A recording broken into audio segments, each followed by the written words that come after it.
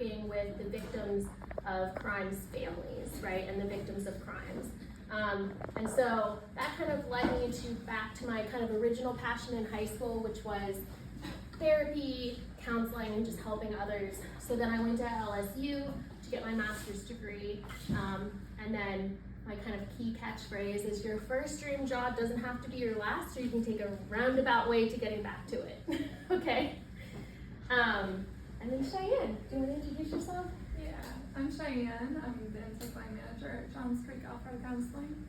I've been there 4 years and spent the first 15 years after my undergrad in early childhood. So kids like 3 to 5 are my jam. But then, had kids of my own, and like full circle moment, I'm back in grad school for counseling. So I am just learning along with you guys today. I'm excited to be passing out candy for those who participate.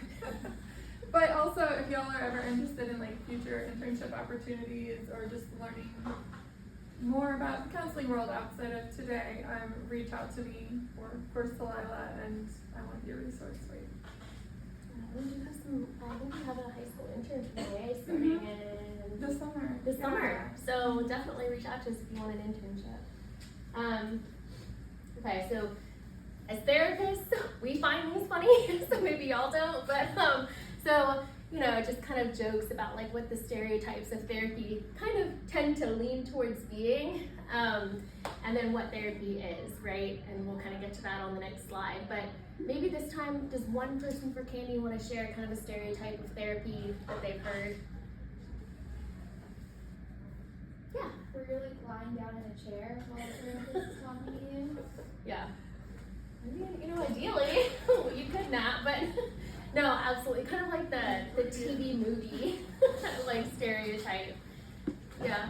Oh, go ahead. Like the notepad, like the therapist is always like writing something down after you've said something concerning. Yes. Yeah, and you're like, oh, did you really write that down? Like, please don't write that down. Yeah, absolutely. So, the okay but really slide, right? So therapy, I like to say it's like having a friend, right? So it's like talking to a best friend and a confidant. But the difference between therapy and a friendship is that the therapist is there to unconditionally listen to you, right? There's no judgment, right?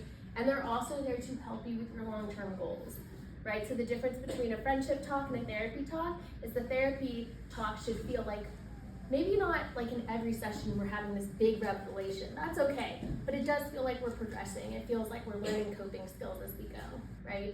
But it feels like we're learning coping skills with a friend.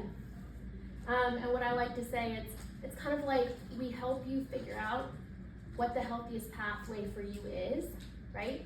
We don't tell you what the healthiest pathway for you is. We're not there to give you advice.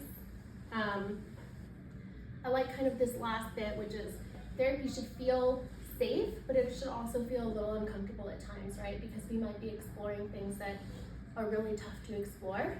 And then you should have a therapist that is safe, warm, and is your support system, and that challenges you to reach your long-term goals.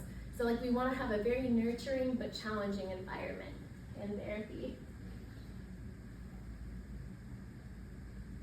So kind of for Candy, because I know you guys are definitely probably looking at the DSM for your disorders. Anyone want to kind of give your own definition of what the DSM is and then maybe how to use it? Yeah. It like outlines the criteria for like mental illnesses to help diagnose them. Absolutely, yeah. I think that is a very, very eloquent definition. Yeah, basically it just is a guideline to help you figure out the best pathway to understanding what your client is going through, and then also helping you with kind of your treatment planning, which to me is kind of the bane of my existence. It takes forever, but so here's just kind of the more like technical stuff. But what I do like to say is normally with clients, when it comes to diagnosing, some people can feel relieved when they finally get a diagnosis, because it almost feels like finally someone understands what I've been going through for X amount of time. But others, it can feel like you're slapping a label on them and they're like, why are you defining me as this, right? Especially with kind of the personality disorders, for those of you who've got them, who are researching them. So what I like to say is it's a guideline, it's a tool to help in the therapy process. any kind of thoughts about the DSM before we move forward from what you guys are doing with your projects?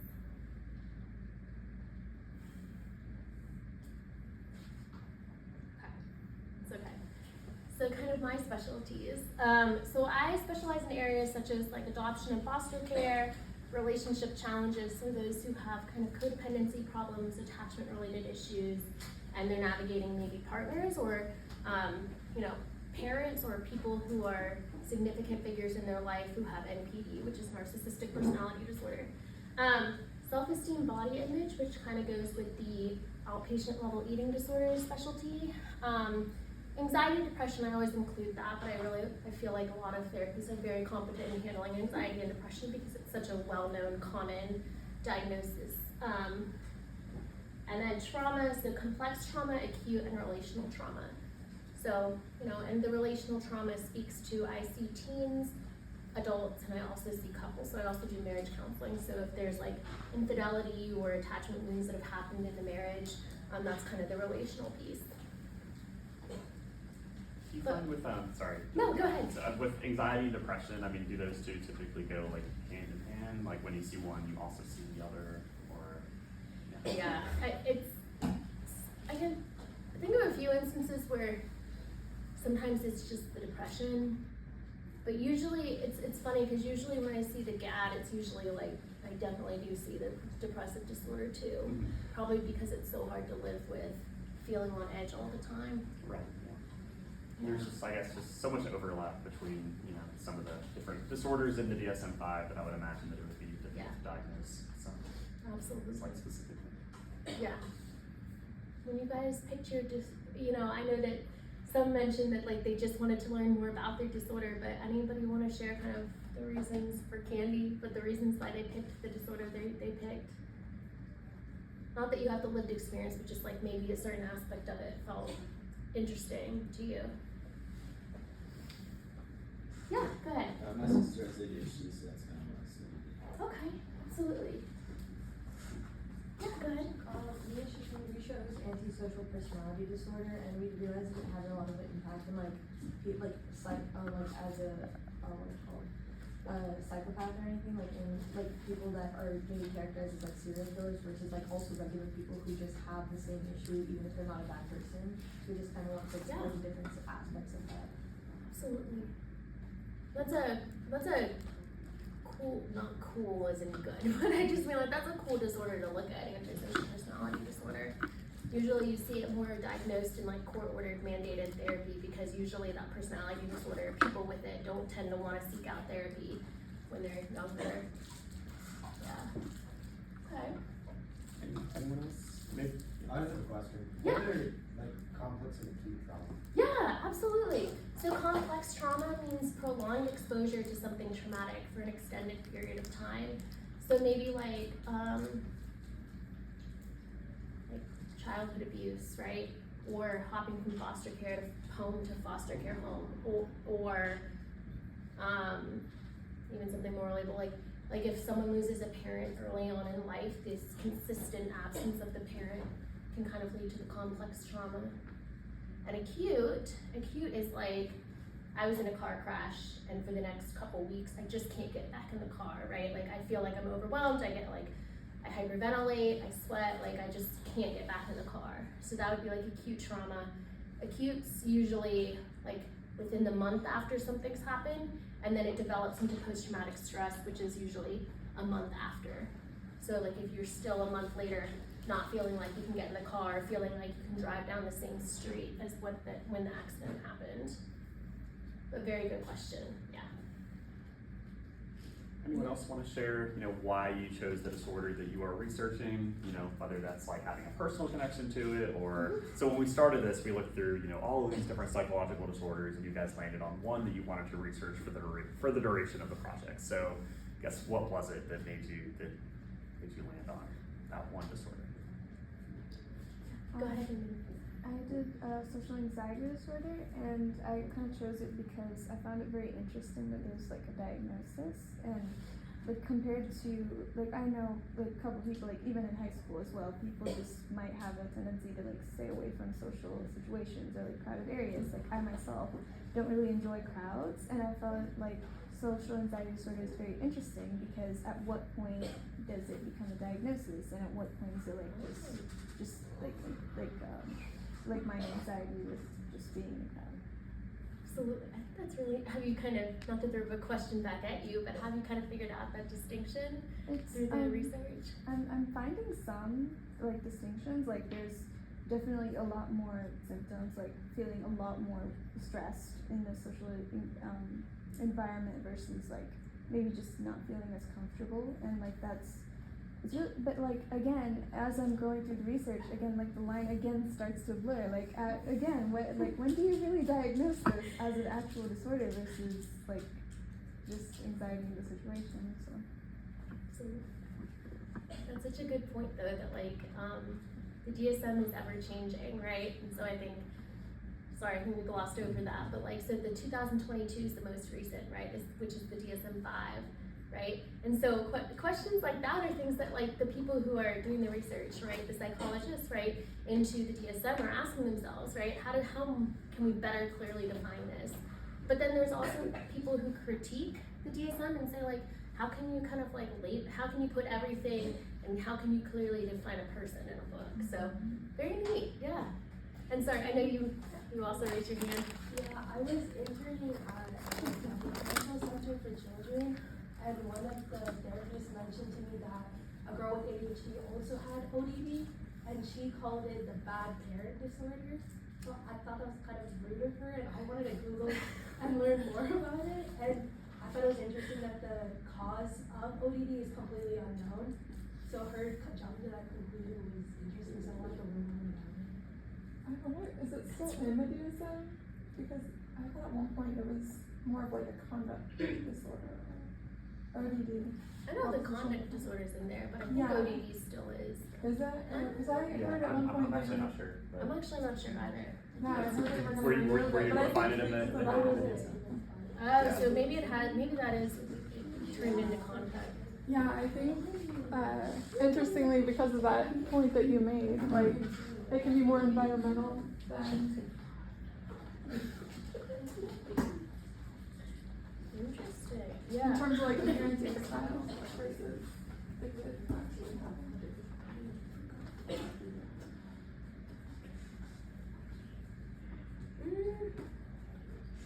I think it's still in there. Oh, it is, Yeah, I think, just through Google, the ODD is just the, a pattern of anger, irritable mood, and conduct disorder is categorized by a more severe pattern of behaviors that violate the rights of others or social norms, societal norms, so it's still in there. But that's very, yeah. And just before, I don't want to move on before anybody else want to share their why behind their disorder.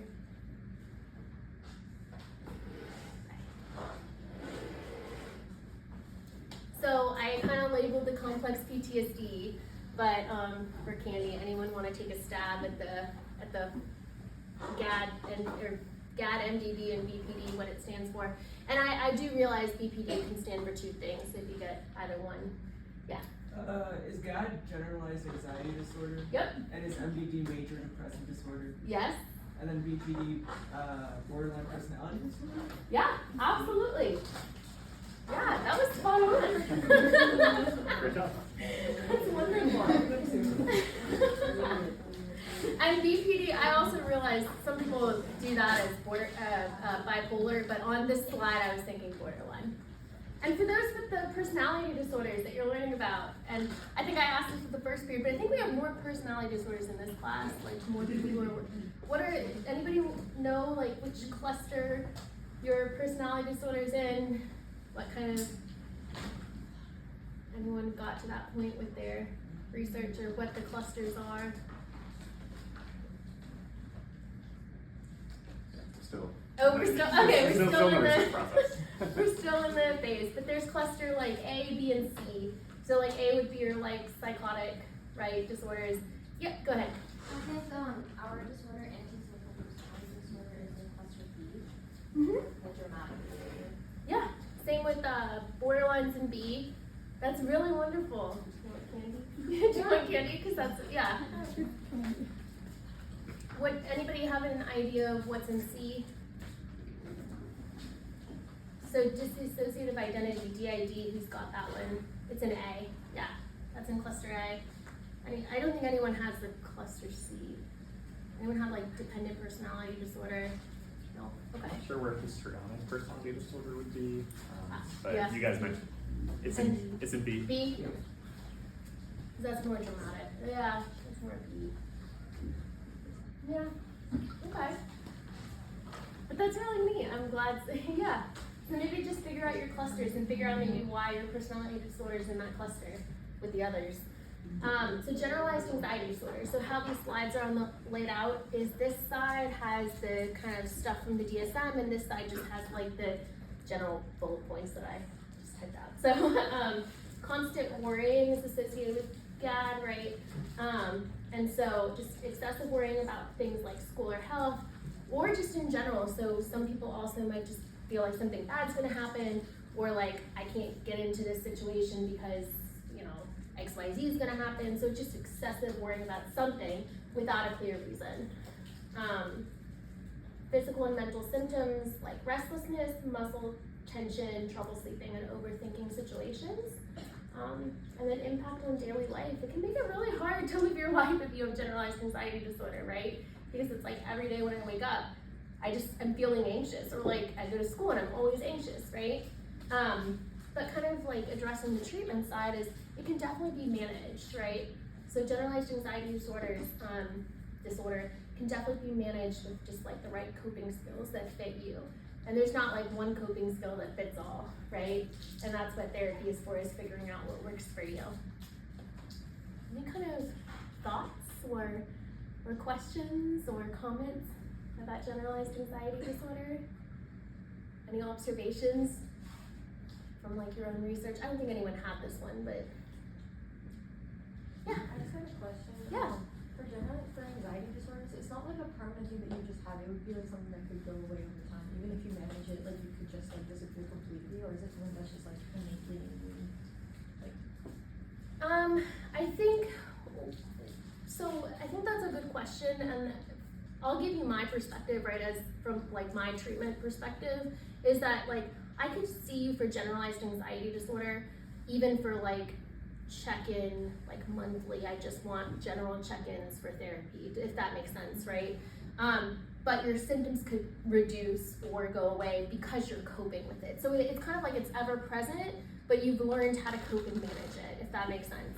But as far as like being able to bill insurance, or as far as being able to like diagnose you with it and keep seeing you, which is not our problem because we don't accept insurance, so we don't have insurance dictating like you can't see this person because they're not diagnosed with something. But generalized anxiety disorder is something where like a clinician who takes insurance can keep seeing their client because it's a consistent diagnosis. But I do think that the symptom reduction can happen, and I think that you can live like month to month and be coping very, very well, right? Yeah. Any other kind of questions? But that's a really good question about like whether these diagnoses can like go away, right? And so I would argue that we can learn to cope and live with them, especially personality disorders, right? So like we're learning to cope, it's not like we're wishing them away. I guess there could be, both genetic and environmental influences, and it's Yes. genetic, that it might be something that it might be more difficult for it to just go away, while environmental, I don't know. Absolutely. Yeah. I think antisocial personality disorder, whoever's got that one, I think I talked to someone from IA about that disorder, and I think there was like a twin study where like both twins, if they're identical, actually, and one has that antisocial personality disorder, the other one had it as well. So there was a genetic component to that one, but that's just kind of a fun fact that I researched before that interview. Major depressive disorder. I don't think I heard anybody with this one, but this is also, so GAD and MDD are the two that I included because they're just very, very common. And so in the DSM, you see like your F codes, right? There's F codes and there's Z codes in the DSM. And so with your F codes, you can have specifiers. So like MDD could be mild, moderate, or severe. And then the DSM on this side, it will basically outline that, like, okay, if you've got, like, and this is made up because I don't have it memorized, but like if you've got 2 symptoms of this, it's mild, right? Mild MDD. If you've got, like, say 5 or so, right? It's moderate, and then like if you've got like 8 or more, it's like severe, right? So, and I just made that up. You'd have to look at the DSM, but so persistent feelings of sadness or emptiness, often without a clear reason. But I would like to say that you can have a clear reason and still be diagnosed with MDD. And then it can cause fatigue, changes in appetite or sleep, really hard time concentrating on things, and then just low energy. I mean, like, you know, to wake up and just feel like that constant sadness is so draining. And then it makes it really hard to enjoy daily activities.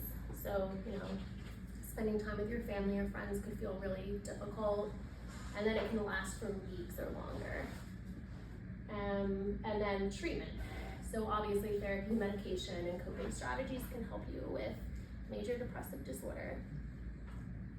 Any kind of thoughts, questions, or things maybe that you know about this disorder that, I know you didn't research it, but like just things that you know about it just offhand?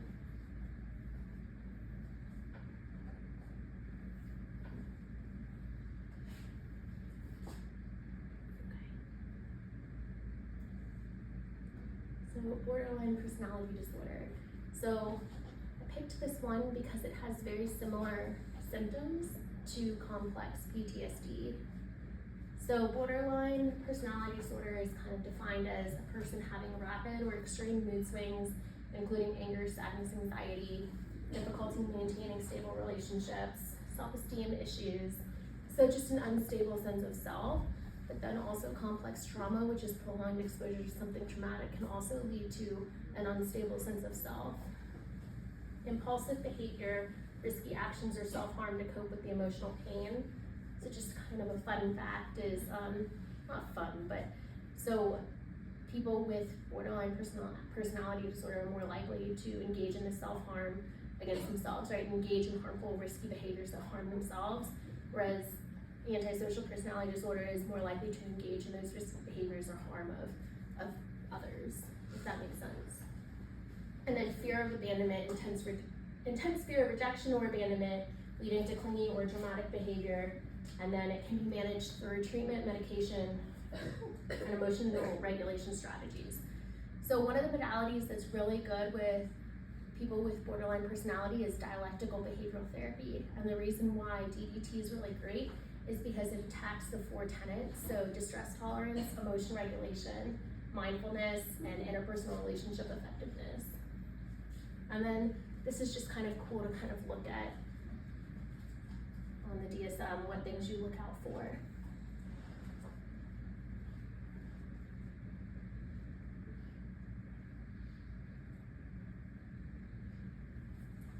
Do you find with borderline personality disorder that it sometimes goes back to like to childhood and, you know, maybe having like negative experience, like I don't know, maybe parents who weren't always around or things Yes. of that nature?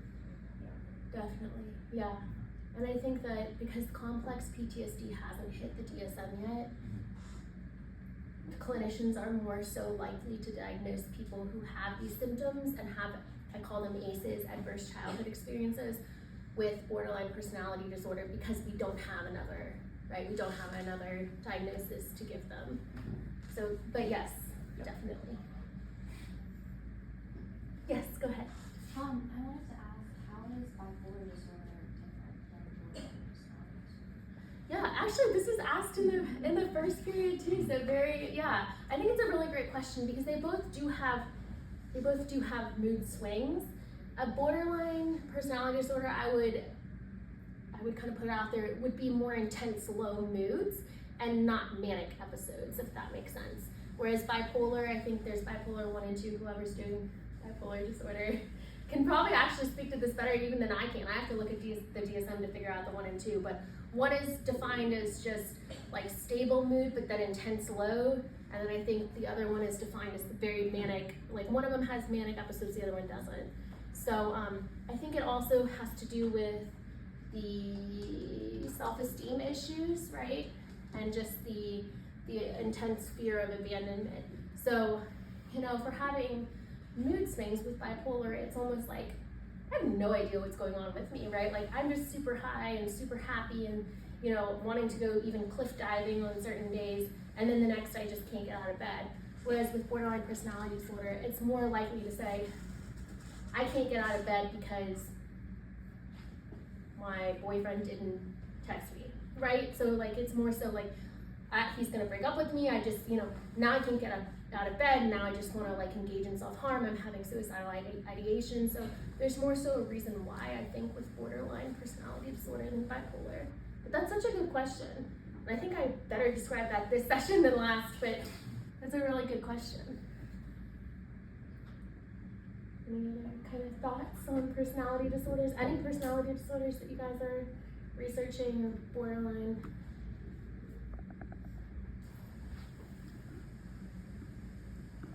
Yeah, I think for the personality disorders, so we have histrionic over here, and then who's doing antisocial again? Is that you guys? Or you guys? Yeah, okay. Oh, the one who is histrionic. What have you guys learned? Like any neat facts, or have we not gotten? It's okay. I don't want to put you on the spot, but I mean, aside from like the main symptoms, I think like I guess one thing that surprised me was like people with histrionic personality disorder being like more agreeable. okay, yeah. It's kind of weird now that they're more so like people pleaser, where they show more almost narcissistic sort of signs Yeah. instead. So it's interesting seeing that, how they kind of like paint themselves as this person so that everyone would like them, even though, you know, you think they do more extravagant sort of actions to be more attention seeking in a way. So Absolutely. I think that's neat. Okay. Anybody have, sorry if I'm forgetting, but I don't think anyone has like PTSD, right? Nobody in this class? Okay. So post-traumatic stress, right? So now it's, so PTSD, right? Like I said, is gonna be like the month or more. And then we've got like a acute stress reaction. Used to be like acute stress disorder, I think, in the DSM-4, but now it's acute stress. Used to be acute stress disorder, now it's like acute stress reaction. I don't know. But that one is like the event happens and then I'm feeling symptoms up to a month, right? And then I reduce and I'm okay. But PTSD has recurrent memories, flashbacks, nightmares, intrusive memories, and then physical and mental symptoms, hypervigilance, irritability, sleep issues, and emotional numbness, impact on daily life. It makes it really difficult to go to work, to even maintain a relationship with your kids or parents or a partner, right? And daily activities due to the trauma triggers. And the treatments are there's like trauma-focused CBT, there's EMDR, and CPT, cognitive processing therapy. And we have great clinicians who do the EMDR at our practice, and one of them kind of described EMDR like when we have a traumatic event happen to us, it's almost like we have like a filing system, right, in our brain. And when the traumatic event happens, it crumbles that paper up, right, to where it's really hard to file, like a ball of just crumbled paper. And so that's what triggers us, and that's what's traumatic, and that's what's kind of building the symptoms in our body. And so EMDR doesn't make you walk through like you don't have to repeat what happened to you, but basically it's about kind of like balancing somatic symptoms and also just a little bit of talk therapy. And she described it as like we're filing out the crumpled up paper. We're making it nice and organized again so it can fit back in the filing system, and our brain won't just be like, oh, you know, there's this crumpled piece of paper and I'm going to react over it. So that's kind of what she described as EMDR. But I'm not trained in it, so I can't really speak to it, but it's a really neat modality to look at. And then this side with DSM, and then that's other portions of it. So I wanted you guys to be able to see almost all of it. There's some stuff I cut out, so you know, if you look up the DSM, you'll be able to see all of the layout. I think I mentioned this with the first class, but it used to be like a long time ago, that they used to say that you can't have PTSD unless you're like, you've been to war, or you're a first responder, or you were engaged in like a natural disaster and there to actually witness it, right?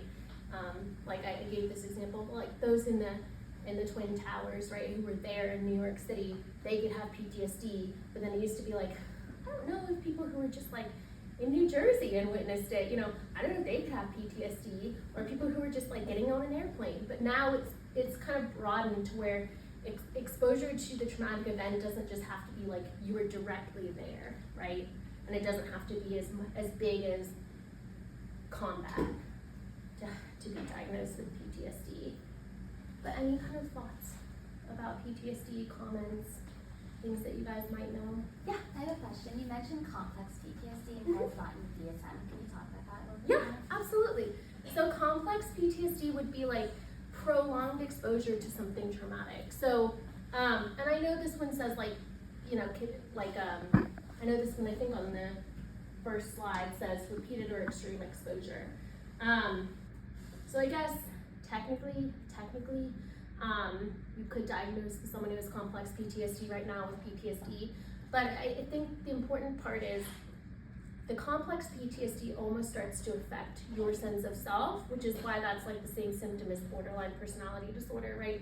So you start to maybe have this intense fear of like, I don't know who I am, like I don't know, if I can trust anyone because this has happened to me and it's been a repeated thing. So like childhood abuse, like to where I can't engage in a healthy relationship anymore because I was repeatedly abused from like 4 to 15, and so complex PTSD, I think, just takes it to where something from the past that's been a prolonged exposure is directly affecting us present day, and it's kind of also defining our identity, whereas PTSD is more so like, it's more so based on symptoms, and then complex is more so based on like identity. I think that's does that kind of answer the question? I know it's hard, but complex PTSD has not made it to the DSM yet, so hopefully it will in the next one. Do you think, I know that it really depends how often new editions of the DSM come out, just kind of Yeah. based on new research findings and things like that. Do you expect the DSM-6 to come out anytime soon? Oh, Yeah, I guess, I have no it just idea. really depends on, just how life changes, and Yeah. it's like, I guess new disorders have come out as a result of like social media, becoming largely popular and things like that. But yeah, I was just really, curious. I didn't know if it was like every 5 years they come out with a new one, or it's like sometimes it's 10 years and then it's like 3 years later there's a new one. Yeah. No, but I think that's key is that, things are changing too with like our society values and what we're kind of thinking about society-wise. So like, an example is like multiple personality disorder used to be a disorder, now it's not. So as we grow as a society too, certain things that are considered diagnoses are no longer in the DSM, or they're like umbrellaed into something. Right. So kind of different modalities that I utilize. So EFT is what I utilize with couples. ACT, CBT, and DBT are what I utilize kind of with individuals and families. So I also do families work. But ACT is almost like values-based action, right? So it's also like not allowing your thoughts to dictate how you feel about yourself and how your behaviors. So it's very much like stepping away from hard thoughts, but also realizing that we're going to experience hardships in life. So it's all about how to cope. So that's ACT. CBT is your thoughts affect your feelings and your feelings affect your behavior, right? So CBT is almost like reorganizing, reframing your thoughts to where we're able to maybe like, I'm such a bad person, right? And then it's like, no, right? Like I have friends who love me, whatever. And so it gives the thought the distortion less value. So that's kind of CBT. So it's challenging your negative thinking patterns. DBT, I kind of like to say CBT and DBT can go together. And DBT is more so attacking the behaviors. So it's almost like CBT is going this way, right? And DBT is going the opposite way. So DBT is like that interpersonal relationship effectiveness, the emotion regulation, distress tolerance, I'm missing one, mindfulness. And so it's teaching you how to use skills related to DBT to help better cope. EFT is attachment based. We also have EFIT, which is the individual version of EFT. And so basically it's really honing in on why we develop the attachment style that we develop and then how we interact with others. So you arguably have attachments to your parents, to your friends, right? And then arguably like we might feel certain ways about certain friends because of how that relationship is going versus another friend. So it's about like the bonds that we have with people, expressing vulnerability, strengthening kind of the foundation of marriages or friendships, if you're doing EFIT, and then healing attachment wounds. So I would say even in friendships, like if a friend doesn't call you back or stands you up for lunch, it's an attachment wound to that friendship, right? So it can be also viewed from the lens of, in high school, like just friendships. But in marriage, it's like, if infidelity happens and it's almost like we have to figure out like, you know, discernment counseling with like, do we stay together or not? It's really important to recognize the patterns that the couple is going through. So I like that one. Gottman also is a marriage counseling technique. It's more so evidence-based and more so like love maps and, you know, let me give you this like questionnaire. Whereas EFT is more like sitting with the couple in session and really trying to figure out the inner workings of the marriage. So ACT is acceptance and commitment therapy. So what I said, kind of committed action, mindfulness, thought diffusion.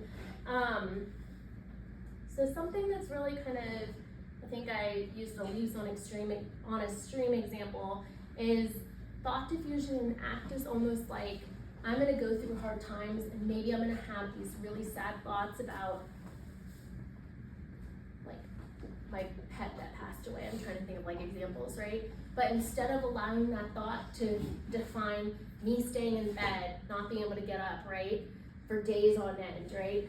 I'm able to kind of, it's almost like noticing the thoughts that I'm having, like noticing that I am really sad, allowing myself to walk through it, and then allowing myself to say, okay, if I value my friendship, right, I am going to kind of get myself out of bed and go to the lunch with a friend, right? So it's kind of like helping you walk through hard emotion is ACT. And then also figuring out what your core values are and then aligning with them on a day-to-day basis, making decisions based on what you value. So we'll do a short activity, and you can do this in your head, or you can do it like on your phone or in a notepad. But what we're gonna do is, here's a list of some values, or you can think of your own values too. But what I want you to do is pick 10 of these, and kind of just make a mental note of them, or jot them down. And I'll give you some time to do that. You could even maybe take a picture of the list with your phone so that when we move on to the next slide, you can still see all of them. What you chose.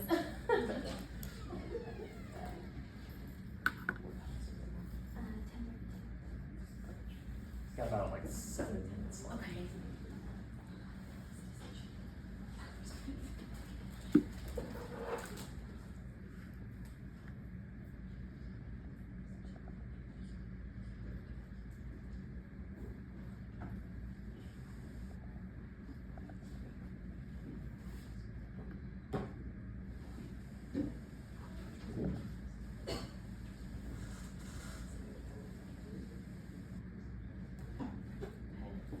So after you've got your 10, I just want you to visually or like put a star next to 5 that really do resonate with you present day, like right now.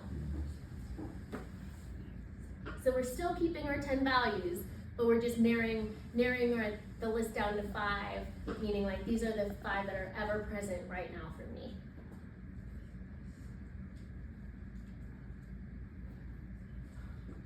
And then as you're thinking about your 5, I want you to almost like mentally label 1, 2, 3, 4, 5. 1 meaning this is the value that I think most aligns with me right now, and 5 being like, you know, this is the fifth highest value of mine right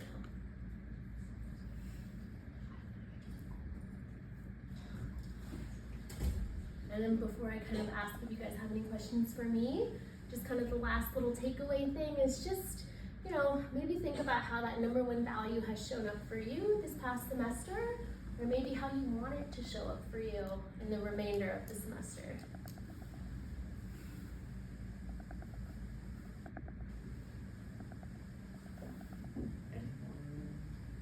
Or maybe not just this semester, or this whole school year, Yeah. or just throughout your academic career.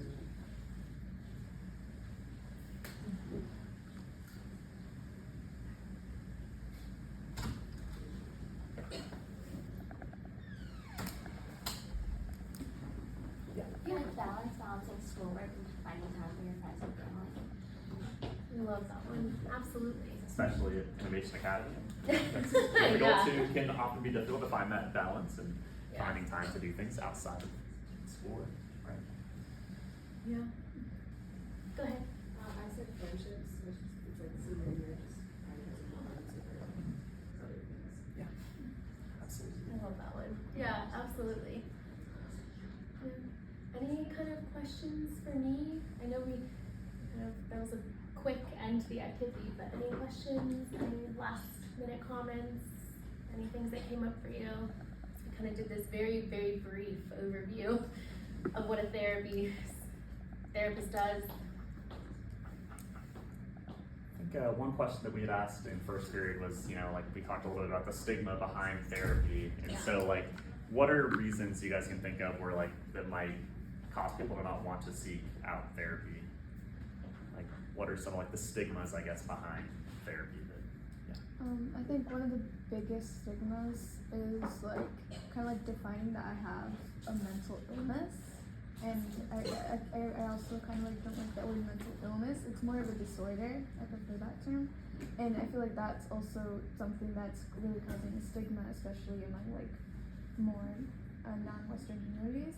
And it's like kind of like, why are you going to therapy when you're just a normal person? And that's, everyone's different. There's no real normalcy in being human. So I feel like that's a very big stigma that affects society.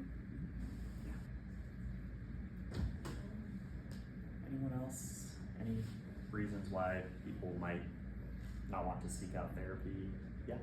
They may not want to be viewed as like weak, or may not want to think of themselves as weak. Absolutely. Yeah. There must be like a familial thing, like a lot of like people with like parents that don't really believe in like going to therapy and stuff. They might feel like, oh no, I don't need therapy. Like I don't need that. I don't need that. Absolutely. Right. What time is it? 10:37. Okay, so yeah, it's just about time to go. But yeah, again, thank you guys so much. Let's give them a big round of applause.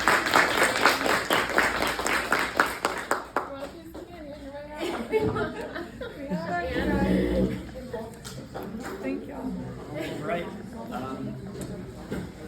So, and yeah, if you guys want to, give them or get their contact information or anything like that, to help out with your project or anything, might be good to do that as well.